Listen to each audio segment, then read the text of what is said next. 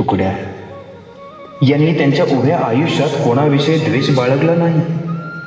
या जगात कोणी गरीब अथवा श्रीमंत नाही, सर्व एकच आहेत असा त्यांचा भाव होता. सर्व धर्म समभावाची शिकवण देऊन देशाच्या स्वातंत्र्य लढ्यामध्ये त्यांनी मोलाचे योगदान दिले. अंधश्रद्धा, अनिष्ट रूढी, परंपरा यांच्यावर त्यांनी सप्तखंजरीच्या माध्यमातून प्रहार केला. म्हणूनच ते राष्ट्रसंत झाले.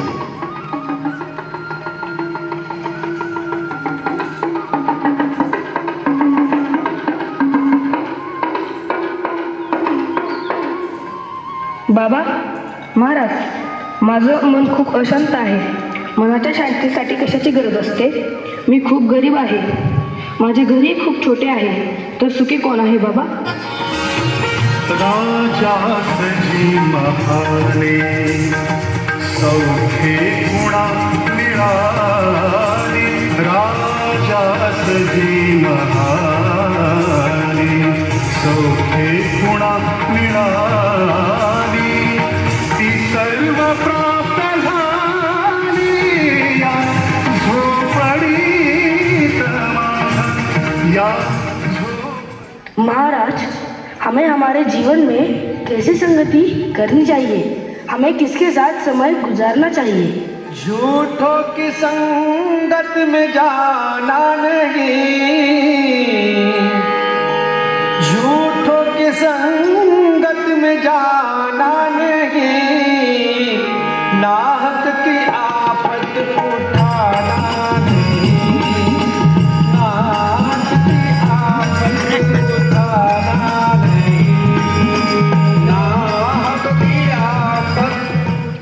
बाबा, हम गुलामी में जी रहे हैं. यहाँ मत भिन्नता है.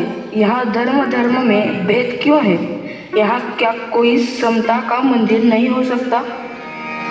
सबके लिए खुला है मंदिर यह हमारा,